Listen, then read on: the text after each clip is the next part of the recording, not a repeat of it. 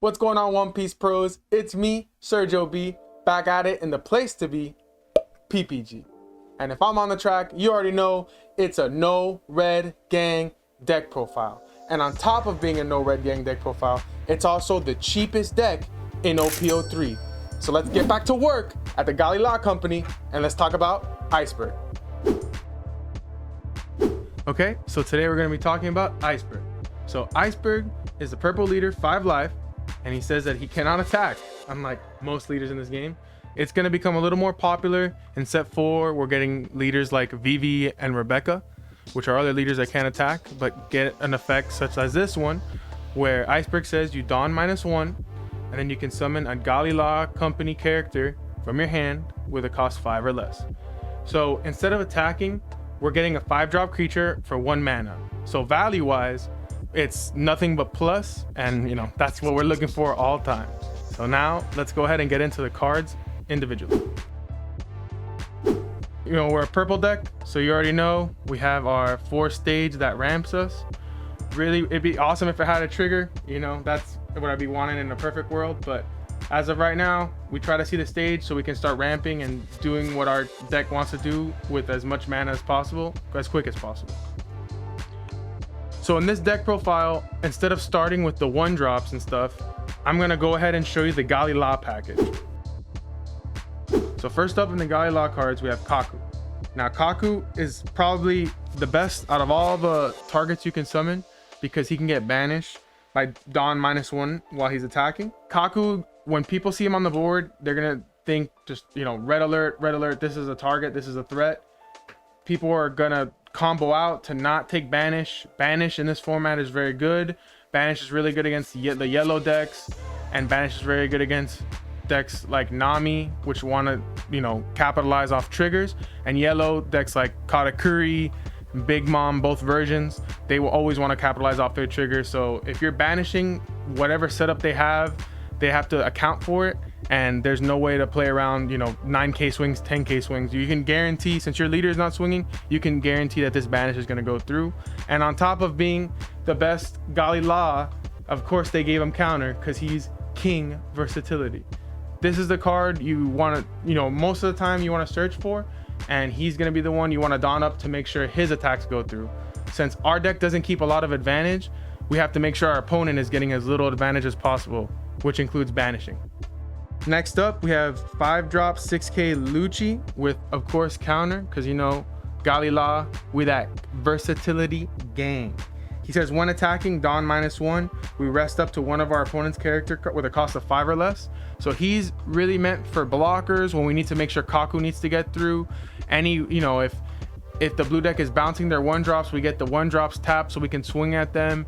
If the yellow deck likes to heal with the 8-drop Katakuri, with targeting the pudding that they have, or the Shirahoshi, we get to just tap it and swing at it. So he isn't direct removal, but being able to tap key low to the ground creatures is what we want to do, because again, we're going wide, so we don't want their creatures to swing at our creatures when they're tapped. All right, now we have 4 Talstone.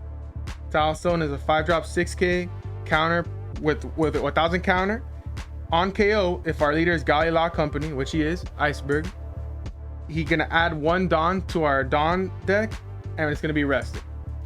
Now, if you're noticing a theme with our Galila creatures, they're all 6k. So swinging 7 is gonna be very easy for our deck. So every swing, we're gonna be donning 1 and getting at least 2 cards out of our opponent's hand. We just wanna swarm the board, and every guy who's turned sideways is going to be a pseudo blocker that your opponent has to deal with. And any swing that's not at our life is a good swing, because all we have to do is use our hand to protect our Galila boys.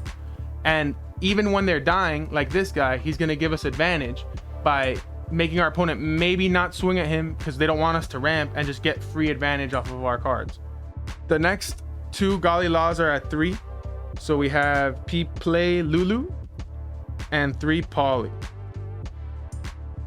So Polly, out of the cards in our deck, he doesn't have any counter, so I'm not a big fan of him, but he is a ramp source.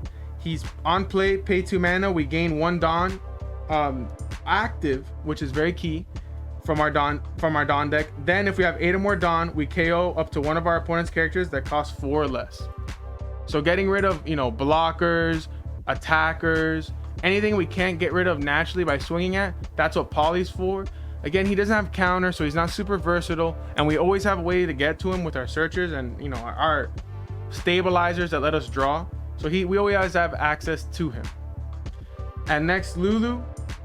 Lulu says, when attacking Dawn 1, if your leader is Galila Company, we add up to 1 Dawn from our deck and rest it. So he's another way we're ramping. Another creature that your opponent's gonna want to swing at. The only downfall of him is that he's not a 5-drop 6k. Again, so we're using 2 Dawn on him, and we have to be very, very precise with our Dawn. Our deck makes us play very clean, so we have to be using our Dawn very correctly as we play. So the rest of the cards are cards you can't summon with your leader's effect. So I wanted to get rid of the Galila gang first, so you know how to separate them and you don't confuse, and there's no confusion when you try playing this deck at locals. So first up, we have the 1-drop Searcher Kokoro. 1-drop, 1k counter. Look at the top 5 cards of our deck, add a water 7 card from among them to our hand, and put the rest at the bottom of the deck. There's probably, I want to say, 8 non-water 7 cards in our deck, so we're always likely to hit. The only issue, like I mentioned before, is she can't be summoned with our effect. All the cards that we're going to mention now cannot be summoned with the leader Iceburg's effect. So now we have our 2-drop blocker with counter, Chimney and Gobe. These are our more defensive cards. And then we have the best purple blocker, Queen. Set 1 staple. I don't really need to go into detail of what it does, but it's our stabilizer. It lets us draw. So these are our main blockers of our deck. Remember, our creatures that are tapping sideways to swing at our opponent are also in theory blockers, because they will tank attacks from our opponent, because our opponent doesn't want us to keep swinging at them with Kaku, to keep ramping with Lulu, to keep just taking at their hands with our creatures. Since our leader doesn't swing, they're going to pick up on the fact that our board is the threat. So our blockers are very key. So the next up are the 2Ks. We play 4 Khalifa, 4 Buen Fiesta, 4 X-Drake. It's 12 total. Khalifa is a Galila Company, and she has a good effect that when attacking, we can Dawn -1, draw 2 cards, and trash 1 from our hand. But the other 2 cannot be summoned with the Iceburg effect. So X-Drake, set 1 staple, don't need to go into detail about him. And Buen Fiesta is more often than not a 2k, but he is a 1-drop searcher for film, and he has a target. We play the Tesoro that draws when attacking. He's one of our stabilizer techs. So these are, I would recommend only using these at 2Ks. Peter at the store, he's a big fan of summoning the Khalifa. I'm adamant on only using these for 2Ks. I wouldn't even summon the Buena Fiesta to search for the Tesoro. But once again, guys, I'm always open to, you know, recommendations. If you guys think that, hey, maybe Buen Fiesta is the way, maybe you summon it to search the Tesoro and drawing 2 cards is awesome. I'm currently not on it, but, you know, I use these mostly as 2Ks. The one I like to summon is X-Drake, because I'm always down to make my opponent discard a card. So on our top end, we have 3 5-drop 6k Tesoro and 1 of the Rush starter deck Kaido. So the 5-drop 6k Tesoro is more of a stabilizer. He has no counter. He's unsearchable through the Water 7 type of the deck, but the Buena Fiesta can search him.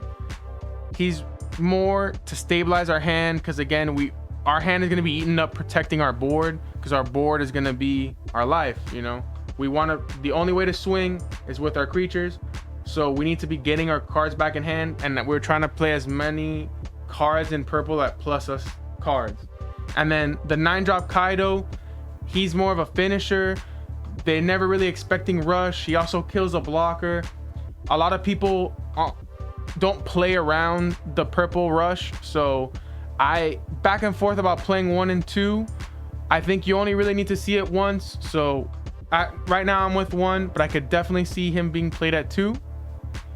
If you guys have any suggestions about the top end, leave a comment down below. I'm almost ready to play 2, but right now I think 1 is good enough, because again, you only need to see him once. He's the finisher. Well, my pros, that's all that needs to be said about Iceburg. Flood the board, -1 Dawn, and swing out. If you have any ideas for any deck profiles you want me to do next, make sure you leave a comment below. And if you like this deck, leave one too. If you like the deck that we made and you want to buy any cards, make sure to check out our links below and our TG affiliate link. The local shout out of the video is going to go out to Jace Martinez. He's one of the younger kids that always comes to the store. He's a big Pokemon fan. He wanted to be the local shout out this video. So shout out to you, Jace. Keep watching our videos and make sure you guys keep it pro. Lighting right here.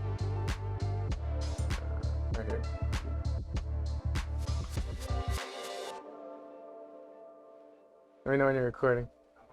Oh fuck, you got my ass fucking nasty. Holy shit, I looked like a fucking photo for 20 minutes. Alright, let's do